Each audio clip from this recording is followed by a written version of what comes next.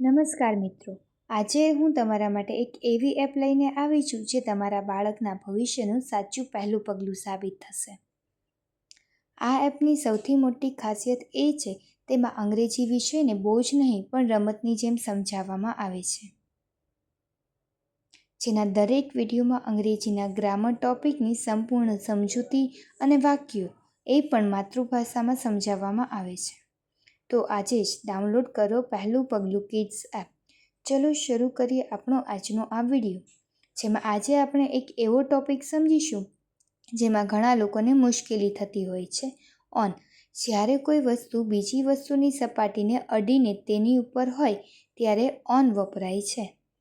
યાદ રાખો કે જ્યારે વાક્યમાં વસ્તુ બીજી વસ્તુની સપાટીને અડીને હોય ત્યારે ઓન વપરાય છે. હવે જોઈએ ઓનનો ઉપયોગ ક્યારે થાય છે. ફર્સ્ટ, જ્યારે કોઈ વસ્તુ કોઈ સપાટી પર સ્થિર હોય અને તેને સ્પર્શતી હોય ત્યારે ઓન વપરાય છે. The pen is on the table.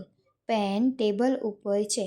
તો તમે જોઈ શકો કે પેન છે એ ટેબલ પર સ્થિર છે અને ટેબલની સપાટીને અડીને છે. The Apple is on the box. સફરજન બોક્સ ઉપર છે. જોઈ શકો કે સફરજન છે એ સ્થિર છે અને બોક્સની સપાટીને અડીને રહેલ છે. The book is on the self. પુસ્તક કબાટ ઉપર છે. The book is on the self. Second, વાર અને તારીખ દર્શાવવા માટે કોઈ પણ વારના નામ કે ચોક્કસ તારીખ પહેલાં હંમેશા ઓન લાગે છે. First, I will go on Monday. હું સોમવારે જઈશ. જે વાક્યમાં મંડે એક વાર બતાવ્યો છે. My birthday is on 5th March. મારો જન્મદિવસ 5 માર્ચે છે. જે વાક્યમાં 5th માર્ચ એક ચોક્કસ ડેટ આપેલી છે. The school has an annual programme on Sunday. રવિવારે શાળામાં એન્યુઅલ પ્રોગ્રામ છે.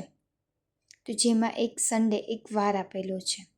થર્ડ, ઇલેક્ટ્રોનિક ઉપકરણો માટે જ્યારે આપણે ફોન, ટીવી કે મોબાઈલનો ઉપયોગ કરતા હોય ત્યારે વાક્યમાં ઓન વપરાય છે. યાદ રાખો કે જ્યારે મશીન કે સ્ક્રીન પર ચાલતી વસ્તુઓ માટે ઓન વપરાય છે. He has on the phone. તે ફોન પર વાત કરી રહ્યું છે. We are watching the movie on TV. અમે ટીવી પર ફિલ્મ જોઈ રહ્યા છે. I work on the computer. હું કમ્પ્યુટર પર કામ કરું છું. ફોર્થ, શરીરના ભાગો દર્શાવવા માટે જ્યારે શરીરના કોઈ ચોક્કસ ભાગ પર કોઈ ક્રિયા થાય કે વસ્તુ હોય તે દર્શાવવા માટે વાક્યમાં ઓન વપરાય છે. The ring is on the Har finger. વીંટી તેની આંગળી પર છે. જેમાં એક આંગળી એક શરીરનો પાર્ટ બતાવે છે. The ice cream fell on my T shirt. Ice cream મારા ટી શર્ટ પર પડ્યું. The cap is on my head. ટોપી મારા માથા પર છે. The cap is on my head. Fifth, વાહન વ્યવહાર માટે જ્યારે બસ, ટ્રેન કે પ્લેન જેવા મોટા વાહનોમાં મુસાફરી કરતા હોઈએ ત્યારે વાક્યમાં ઓન વપરાય છે. યાદ રાખો કે જે વાહનમાં આપણે ચાલી શકીએ તેની માટે ઓન વપરાય છે, પરંતુ કાર કે ટેક્સી માટે ઇન વપરાય છે. આઈ એમ ઓન ધ બસ. હું બસમાં છું. બાળમિત્રો, આ રીતે કોઈ સપાટી બતાવવા, કોઈ તારીખ કે દિવસ જણાવવા, મશીન કે સ્ક્રીન માટે કે શરીરના ભાગ વિશે જણાવવા માટે વાક્યમાં ઓન વપરાય છે, જેનો સામાન્ય અર્થ માં અથવા ની અંદર થાય છે. તો ચલો હવે આપણે શીખીશું અંગ્રેજી ગ્રામરનો એક એવો ટોપિક કે જેમાં મોટા ભાગના લોકોને ભૂલ પડતી હોય છે, અને તે છે ઇન અને ઇન્ટુનો સાચો ઉપયોગ. મિત્રો, જો તમે તમારા બાળકનું ભણતર સરળ અને મનોરંજક બનાવવા માંગતા હોવ તો પહેલું પગલું એપ બેસ્ટ છે. આ એપમાં રમતગમત સાથે ગણિત, અંગ્રેજી અને ગુજરાતી જેવા વિષયો ખૂબ જ સરસ રીતે સમજાવવામાં આવ્યા છે. તેમાં સુંદર એનિમેશન અને ક્વિઝ પણ છે જે બાળકોને ખૂબ ગમશે.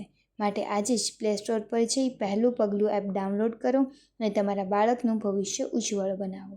તો ચલો શરૂ કરીએ આપણો આજનો આ વિડીયો. ઇન. જ્યારે કોઈ વસ્તુ કે વ્યક્તિ પહેલેથી જ કોઈ નિશ્ચિત જગ્યાની અંદર સ્થિર હોય ત્યારે ઇન વપરાય છે, જેને ગુજરાતીનો અર્થ માં અથવા ની અંદર થાય છે. યાદ રાખો કે જેમાં કોઈ હલનચલન બતાવવામાં આવતી નથી, માત્ર સ્થાન જ બતાવવામાં આવે છે, ત્યારે જ ઇન વપરાય છે. The little children are playing happily with their colorful toys in the garden.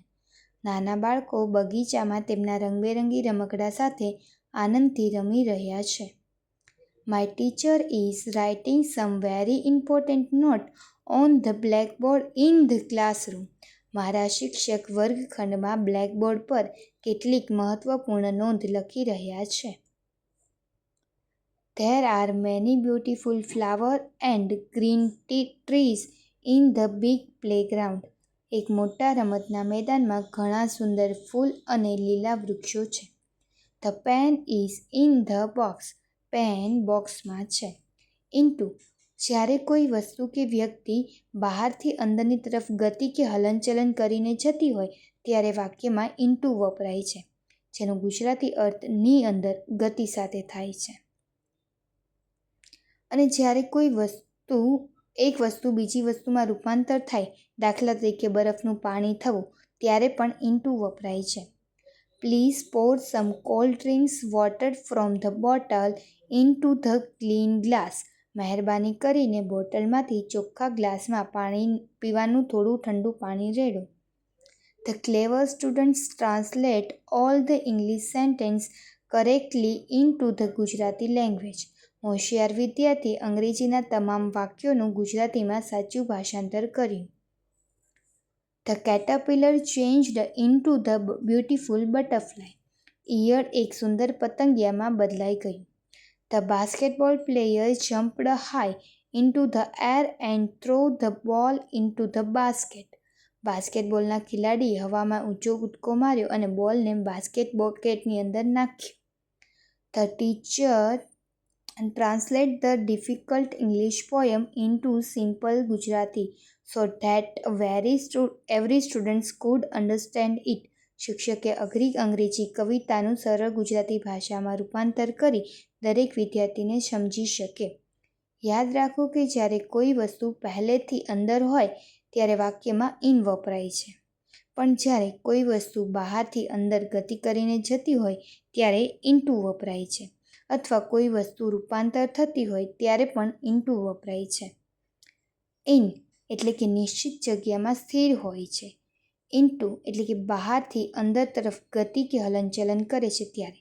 બાળમિત્રો, આ રીતે સરળ ભાષામાં અંગ્રેજી શીખવા ઉપરાંત મજેદાર ક્રાફ્ટ, એક્ટિવિટીઝ, બુદ્ધિશાળી કોયડાઓ, પાયાનું શિક્ષણ, સર્જનાત્મક વિચારની શક્તિ, આ બધું એક જ સ્થળે જોઈતું હોય તો આજે જ તમારા મોબાઈલના પ્લે સ્ટોર પર જઈ પહેલું પગલું એપ ડાઉનલોડ કરો અને તમારા બાળકને બનાવો ઇંગ્લિશ ચેમ્પિયન.